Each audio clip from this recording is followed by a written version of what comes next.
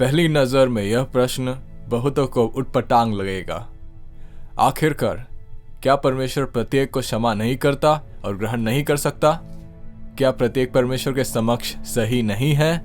सच तो यह है कि प्रत्येक धर्म किसी न किसी रूप में इस प्रश्न का उत्तर देने के लिए प्रयासरत है कि किस प्रकार मनुष्य परमेश्वर के सम्मुख सही प्रतीत हो।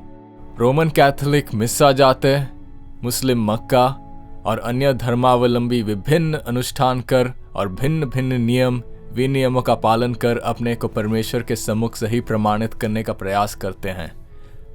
अनगिनत लोग इन कार्यों को क्यों करते यदि उन्हें यह ज्ञात नहीं होता कि वे परमेश्वर के सम्मुख सही नहीं हैं, बल्कि वे अपने को उसके सम्मुख दोषी पाते हैं। सच तो यह है कि लोग परमेश्वर के साथ मेल बनाए रखने के लिए प्रयत्नशील हैं, जो इस बात का प्रमाणित करता है कि उनका मेल अब तक परमेश्वर के साथ नहीं हुआ है और वे अपने अशांत चित्त को शांत करने के लिए अपने विभिन्न धार्मिक अनुष्ठानों के जरिए परमेश्वर की क्षमा और कृपा पाने का प्रयास करते हैं। अधिकतर अधार्मिक लोगों की यह सोच है कि परमेश्वर प्रत्येक व्यक्ति को क्यों क्षमा नहीं कर सकता। लेकिन प्रश्न वास्तव में यह है, परमेश्वर कैसे प्रत्येक को सही ढंग से क्षमा कर सकता है? एक क्षण के लिए इस पर विचार करें। यदि एक जज किसी बलात्कारी अथवा शिशु के हत्यारे को एक मामूली जुर्माना लेकर छोड़ दे, तो क्या आप उस जज को प्रेम में और सही व्यक्ति मानेंगे? ऐसे जज के बारे में आपकी क्या राय होगी? ऐसे ही यदि परमेश्वर पाप को नज़रअंदाज करे और किसी को सज़ा न दे, तो क्या स्वयं परमेश्वर दुष्ट और भ्रष्ट प्रतीत न होगा? लेकिन परमेश्वर जो सही है उससे प्रेम करने वाला है, अतः न्याय तो होना ही चाहिए। परमेश्वर भला है, अतः उसे दोषी को दंड देना ही चाहिए। और चूंकि परमेश्वर का प्रेम और उसकी भलाई असीम है, वह अत्यधिक रूप से सभी प्रकार की दुष्टता और अधार्मिकता से घृणा करता है। परमेश्वर का अपना एक न्याय का दिन होगा और वह हत्यारों और बलात्कारियों को दंड देने से न चुकेगा, लेकिन हर एक पाप को जहाँ कहीं वे पाए जाए दंडित करेगा। हमारे लिए यह एक भयानक समस्या है, क्योंकि हम सब ने पाप किया है और परमेश्वर की महिमा से रहित है। कोई धर्मी नहीं, एक भी नहीं, बाइबल कहता है। आप यह कह सकते हैं, हाँ मैं स्वीकार करता हूं कि मैंने पाप किया है, लेकिन मैं स्टालिन व हिटलर जैसा बुरा नहीं।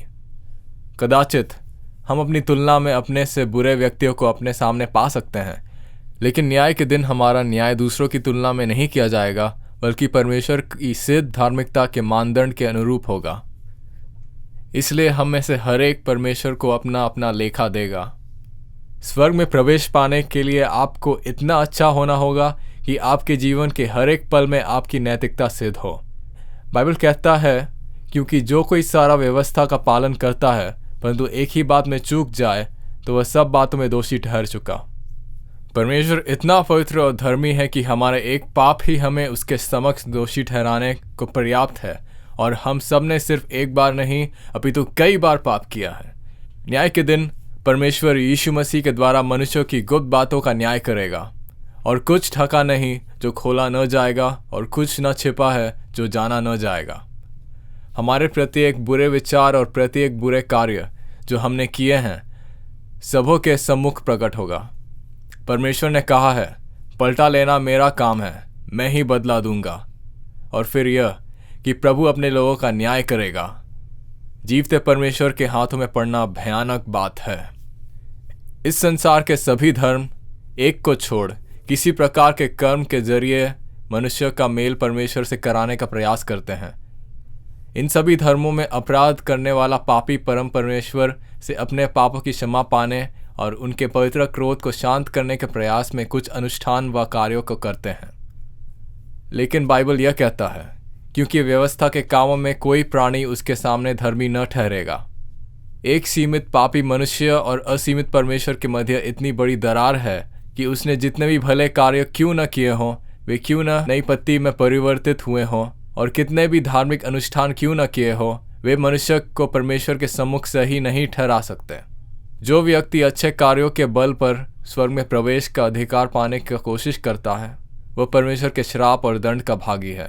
इसलिए जितने लोग व्यवस्था के कामों पर भरोसा रखते हैं, वे सब शाप के अधीन हैं, क्योंकि लिखा है, जो कोई व्यवस्था की पुस्तक में लिखी हुई सब बातों को करने में स्थिर नहीं रहता, वह शापित है। तो एक मनुष्य परमेश्वर के समक्ष कैसे सही हो सकता है? इसका उत्तर परमेश्वर के पुत्र यीशु मसीह में मिलता है, जिसने मानव जाति को एक जीवित आशा दी है। प्रारंभविहीन और अंतहीन यीशु मसीह अदृश्य परमेश्वर का प्रतिरूप और सारी सृष्टि में पहलौठा है, क्योंकि उसी में सारी वस्तुओं की सृष्टि हुई, स्वर्ग की हो अथवा पृथ्वी की, देखी या अनदेखी, क्या सिंहासन, क्या प्रभुताएं, क्या प्रधानताएं, क्या अधिकार, सारी वस्तुएं उसी के द्वारा और उसी के लिए सृजित की गई है। यशायाह 9 का 6वां पद में उसे पराक्रमी परमेश्वर कहा गया है। एक निश्चित समय में इसी पराक्रमी परमेश्वर ने मनुष्य बनना स्वीकार किया ताकि हमारा मेल सृष्टिकर्ता से करा सके। यीशु मसीह ने पाप रहित और सिद्ध जीवन जिया और अपने असीम प्रेम के फलस्वरूप उन्होंने दुख सहा और क्रूस पर अपनी जान देकर उनका दंड अपने ऊपर ले लिया, जिन्होंने उनके विरुद्ध पाप और विद्रोह किया। परंतु परमेश्वर हम पर अपने प्रेम की भलाई इस रीति से प्रकट करता है कि जब हम पापी ही थे तभी मसीह हमारे लिए मरा। क्रूस पर दुख सहने के बाद यीशु पुकार उठे, पूरा हुआ। तीसरे दिन यीशु पुनर्जीवित होकर यह प्रमाणित किया कि उन्होंने उनके एवज में, जिनके पास अपने को बचाने की कोई उम्मीद न थी और जिन्होंने यीशु मसीह पर विश्वास किया कि सिर्फ वही उन्हें परमेश्वर के क्रोध से बचा सकता है, परमेश्वर के क्रोध को शांत कर दिया है। जो यीशु मसीह पर विश्वास करते हैं उन्हें अब अपने कार्यों के जरिए परमेश्वर को प्रसन्न करने की आवश्यकता नहीं, क्योंकि यीशु मसीह ने उनके एवज में परमेश्वर को प्रसन्न कर दिया है। अतः जब हम विश्वास से धर्मी ठहरे तो अपने प्रभु यीशु मसीह के द्वारा परमेश्वर के साथ मेल रखें।